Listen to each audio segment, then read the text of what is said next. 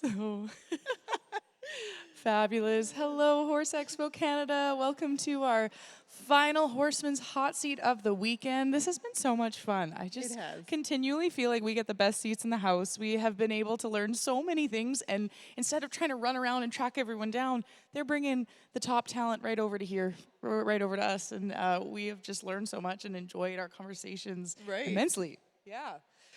In case you haven't caught our names yet, my name is Kylie Bartell. This is my colleague Alicia Bradbert. And this actually interview setting was one of Alicia's brainchilds. So Ryan and Marg, the organizers of Horse Expo Canada, were so gracious to run with our idea and make it come together. And we're so thankful for this incredible expo they've put together. It's been so much fun. And we'd also like to thank the Cowboy Channel of Canada for making the stage possible. Yeah, just crazy how many things have to go into pulling off something this big and something this professional. Yep. Yeah. And so with us today, we have, what is it, tell me what the association is that you're a driver. WPCA, Yep. World Okay. Pro Chuck Wagon Association. Okay. Yeah. And Obrey Motowylo is who we have with us today. So if you don't mind, Obrey, just for the folks, if they haven't met you before, just tell us a little bit about what brings you to Expo and how'd you get here? You know what? We come every year.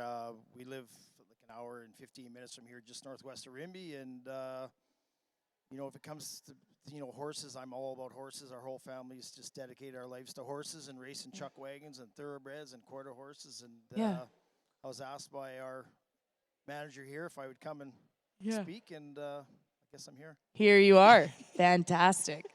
Well, we'll kick you off with a question that has been really, a lot of our clinicians have answered it, and so it's been super insightful for us. What attributes are must-haves when you are purchasing a horse? Well, see, our chuck wagon business is, we buy horses off the racetrack, right? A lot of guys will look at the form of the horse to see if it's got speed. When it comes to chuck wagon racing, there's a lot of horses that are maidens, never won a dime at the track, Sure. are stars on our circuit. So I never look at a form. I don't even really know how to read a form, to tell you the truth. Right. I just look at the horse for confirmation. And there's got to be some vibe from the horse that tells me that this horse is built for chuck wagons. So I Right. look for a thicker thoroughbred, Yep. kind of a quarter horsey type. Color don't matter. A lot of guys have preference. I don't care what color they are. I just got to get a good vibe from them, and lots of times it's worked out. Yeah. That's awesome. Excellent. Now, Aubrey, do you think that there's a mental, emotional, physical, and spiritual aspect to horsemanship? And if so, can you explain that a little bit for us? Yeah, for sure. Horses are very smart. They're like a dog, right? They truly are. They're a big dog in a sense. They read off your emotions. If you're hyper, they're hyper. Yep. If you're calm, they're calm. Yeah. I tell the story where my grandma one time, I'm an aggressive chuck wagon guy, and I had a team, and my grandma was then 83 years old, and this team for me was aggressive and wanting to go. She was a kind, soft type. Just through the lines, the horses could feel that she was driving them. They would walk for her. For me, they're on their toes, thinking they're going to get raced. For her, they walked, and we had videos of it, and it was kind of cool what a horse can sense through the lines, right? Yeah. Wow. So there's a deep connection through them emotionally, all this. They read off you. Yeah. Sometimes we can get so focused on the physical techniques or how we're training that we sometimes forget that aspect of what we're bringing to the table with our presence can greatly impact the outcome. Yeah, it's not just how they're feeling, it's how you're feeling. You can change their attitude and their mood in a heck of a hurry if you're overly aggressive. And repetition. A horse is all about repetition. If they learn to trust you, you've got something. Yeah. And it's a very high adrenaline thing that you do. It's a lot of, from a physical aspect, adrenaline's going, everything's going. How, on a mental level, do you stay calm in those spaces? You just got to stay focused. I know it's easier said than done. You just got to tell yourself, these horses are almost like humans. They're part of our family, and you know what? I treat them how I treat my kids, and I guess in a sense, you know, if I'm aggressive to my kids, they're not going to respect me very much neither, right? For sure. So you got to get the respect of the horse for them to work for you. Right. You know, in a high stress like last year, you know, the dash in Pinoca or Calgary, right? Like you just got to stay calm. Like you just got to stay calm and cool, and they feed off you. Right. And can I ask, how'd you get into it in the first place with chuck wagon racing? I was kind of raised into it when I was 12 years old. My dad and my older brother, they got into the pony chucks, which I was very successful at that also before I moved up to the World Pros. Yeah. And when I was old enough to grab the lines, I haven't looked back. I've been at it for 36 years. That's incredible. Wow. Yeah. Now, you mentioned your family there. Is this a family affair for you? Yeah, and that's why I think it's the greatest sport in the world. You know, my boys both outright for me. They're 19 and 22. Two of the top outriders on the circuit and real good horsemen. My wife, Angie, you know, the care she does to the horses, you know, whether it's pre-stretching them before the races or you know, bathing them and stuff. It's a true family sport, and my extended family is just as important as my immediate family. Them 20 thoroughbreds I pack down the road.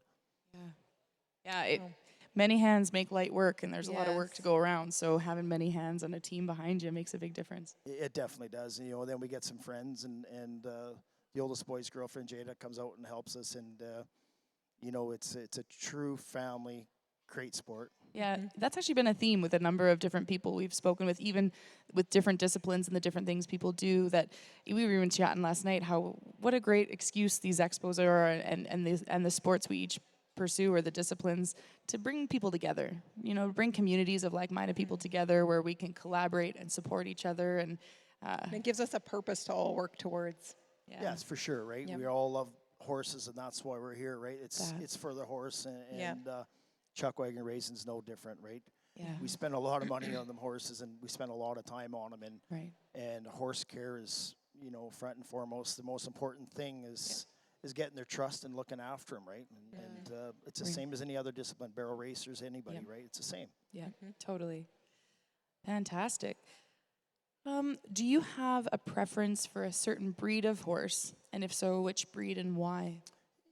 Well, I'm a little biased, right? I do race pro chuck wagons, and it's generally thoroughbreds that are used there. I mean, there is some, you know, appendix quarter horses also used, but just from my experience, even growing up, having thoroughbreds, even for saddle horses, for myself, I just find when you have their trust and repetition, like if they're going good under saddle, they're always going to be good.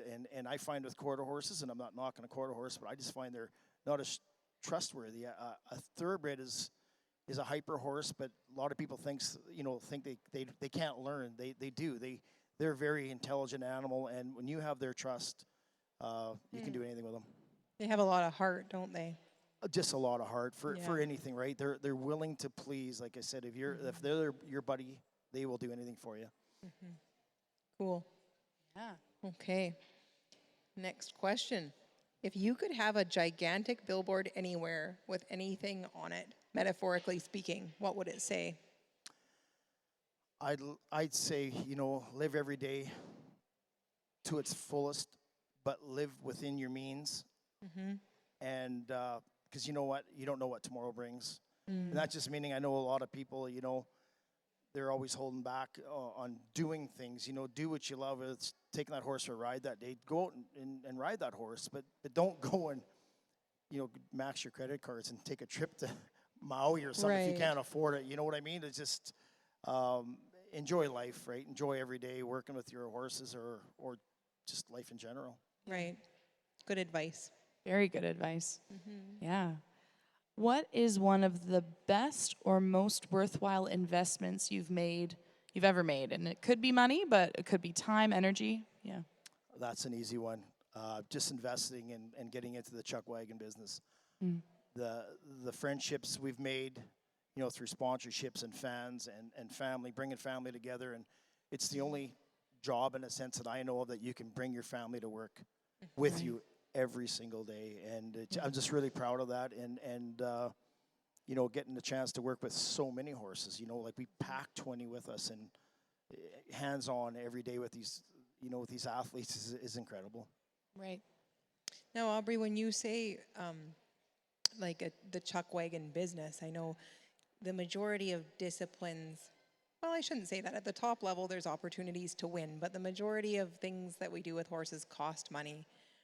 Is there actually opportunity to have it be profitable as well as enjoyable in the chuck wagon industry? Yeah, maybe because I'm a higher end racer, I guess, in a Right. sense,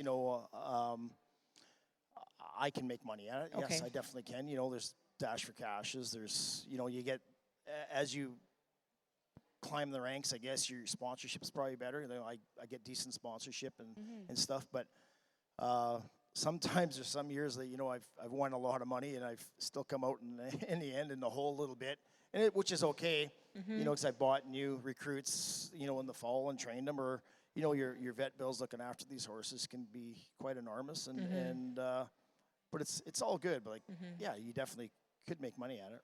Yeah.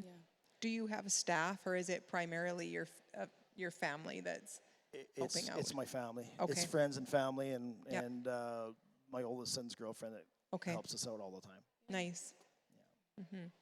Brilliant.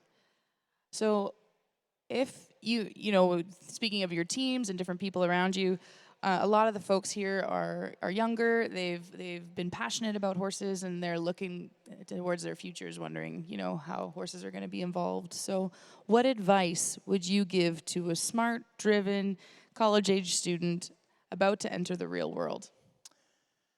Well, whether it pertains to horses or not, it's Yeah. just that you could be book smart and still not real world smart. Yeah. Common sense goes a lot of way, whether you're working with horses or picking a job or a trail in life. Right? It's not everything they teach you in school pertains to real life, and you got to live a bit to actually, and do live a bit. Yeah. To take some risks and take some wrong trails, I guess you want to call it. To improve yourself and be a better person, and learn how to get on in this life and Yeah. succeed. Yeah. Take some of those spaces that maybe seem like failures, but actually inform you. It's like the school of hard knocks. Gives you a lot of wisdom when you're out there living your life. That's right, exactly. Yeah. That actually reminds or makes me think of another question. How has failure or an apparent failure set you up for a later success? Or that kind of idea of that with where did the common sense come from for you? Do you have any stories of where you learned it? Well, yeah, I mean, when I was younger, I was, maybe a little haywire, I guess. and you learn to be, calmer and be a better person, I guess. And like I said, that's some of those bad trails you take, By no means was I a bad apple, but I wasn't no great person, I guess, right? And you just learn from that. Even with horses, you learn from your mistakes. Whether you train them too hard or push them too hard, you learn a happy medium and common sense. If you really think about most things in life, comes down to common sense, right? Like, how hard would you push yourself? How hard would you push that horse, right? A lot of things. If you sit back and breathe and survey the situation, you can probably figure things out pretty good. Yeah. Yeah. That reminds me of a saying when you're saying sometimes you got to try some of the wrong things. It's like you got to break a few eggs to make an omelet, right? Absolutely. Yes. That's good.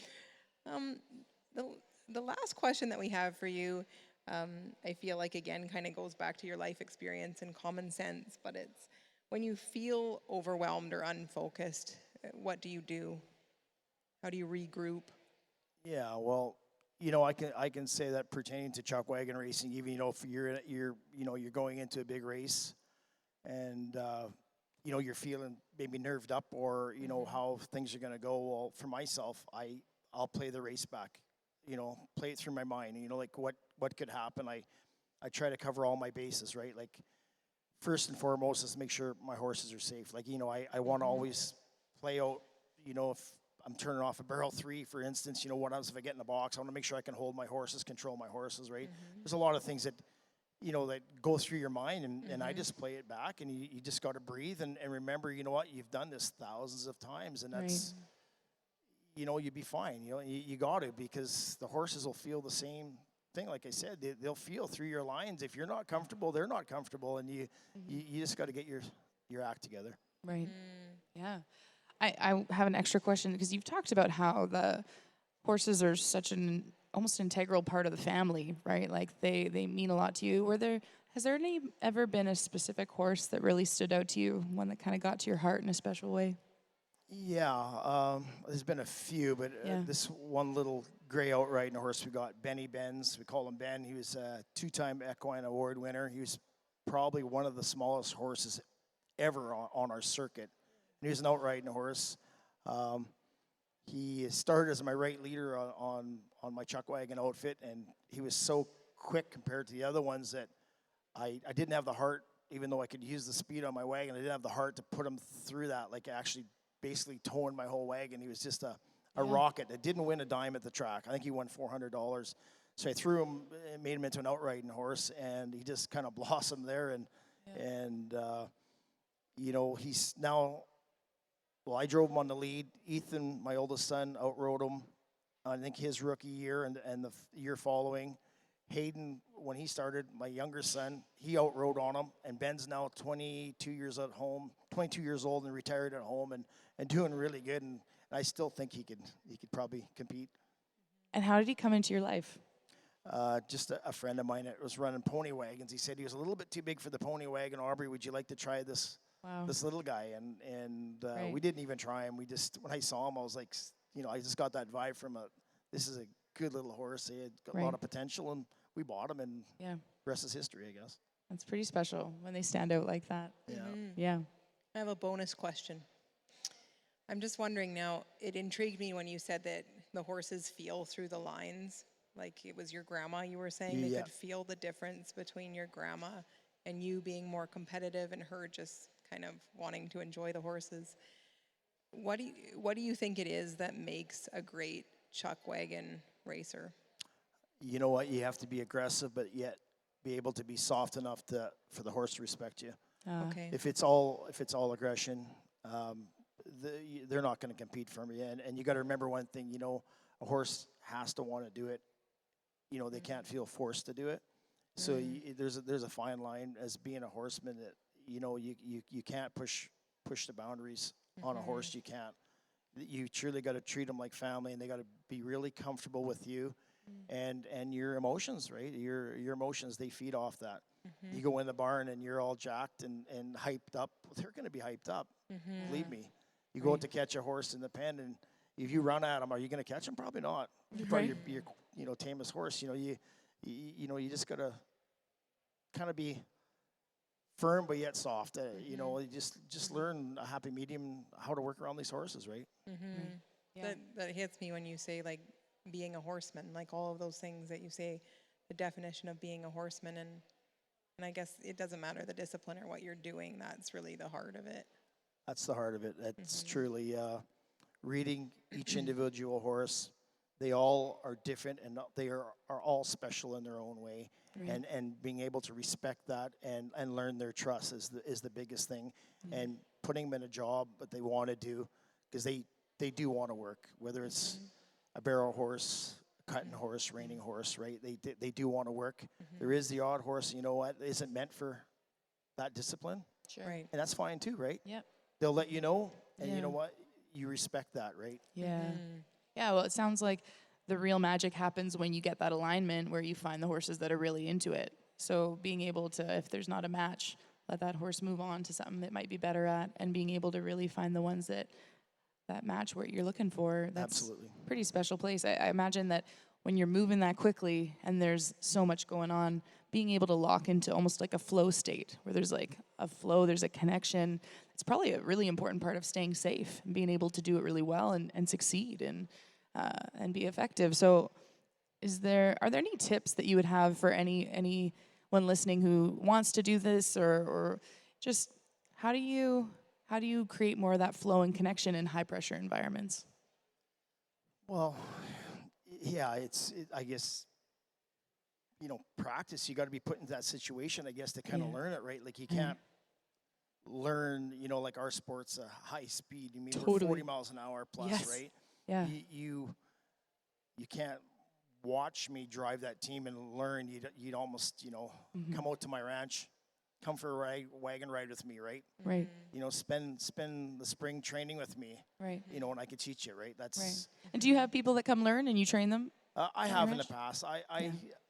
I'm a driver that I've done really well wagon racing, and I help out anybody if anybody has a question. Yeah. Like I don't hold back any secrets. Right. I'm all about the horse, Yeah. truly about the horse, how I feed, how I train, everything.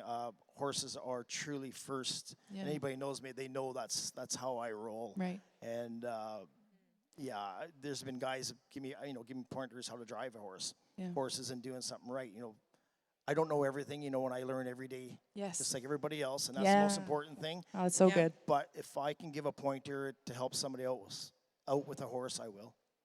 It strikes me that in such a competitive industry, still having that posture towards your fellow competitors of like, let's all get in there, let's do our best. Like at the end of the day, the end result will be what it'll be. But if we can lend a helping hand along the way, maybe leave people better than you found them, and leave the horses better than you found them, it's a pretty rewarding day. Hey. Yeah, it is, right? You just, when you go to bed, you feel good about yourself and your day that, you might have helped out a competitor that kicked your butt later that evening, but it don't matter. You know what? Yeah. You helped the horse, and Yeah. it's all good. Yeah. Yeah. I kinda- imagine you become a little bit like a family because you probably see the same people when you go from place to place. Yeah, like our boys grew up in the sport with a bunch of, other kids their age. I mean, it's a huge extended family. Right. Yeah. That's incredible. Very cool. Well, thank you so much, Aubrey, for sharing with us today. These are pieces that I haven't been on a truck wagon race before. I've enjoyed watching them before, but I've often admired the guts and the grit that it would take to do some of those things. And so sitting with you, it's really struck me how that feel. I almost imagine that you have to have that much more feel in your hands when you don't have your seat and your leg to communicate that much more to your horse, and you're not just working with one, right? So I just really struck with that. I don't know if you can comment on that, what that's like for you. Yeah, like exactly. Like I said, you're steering, your brakes and everything are your lines. There's no leg pressure. You're not. Horse don't know leg pressure. So Yep. you've got to get your horse. Like that's why I say trust is everything, and Huge. train the right way. Like you can't just hook them and go out there and try to compete. Right. There's a lot of groundwork done Yeah. before you ever compete with that horse. And What kind of groundwork do you focus on most? What do you find most helpful? I honestly just drive them. I just hook them and Yeah. drive them, and Yeah. I always find like in our business we get these horses. They got a sense of steering, sort of coming Yeah. from the jockeys, Right. but they don't really steer. But they got a sense of right and left. Yep. You just kind of see where they fit on the wagon. See if they're comfortable. Like there's a spot they'll be comfortable. You try them till you find out they're not comfortable with anything, and then you know what, you move on, right? But most of these thoroughbreds, they want to race, they want to compete, and there's very few I don't find that don't want to compete. Yeah. And like I said, you just try them and drive them and see where they fit. There's not a whole lot more to it. Right. That's amazing. Is there quite a bit to because it's a team of horses? Like, is there much to the interaction between the horses, or is that more up to you? No, there is definitely. I mean, I like to try to buddy up the horses. I know I'm probably going to race on that team. I use 3 different teams for racing, and I try to buddy them up. Like my leaders, I try to buddy them up. My wheel teams, I try to buddy up.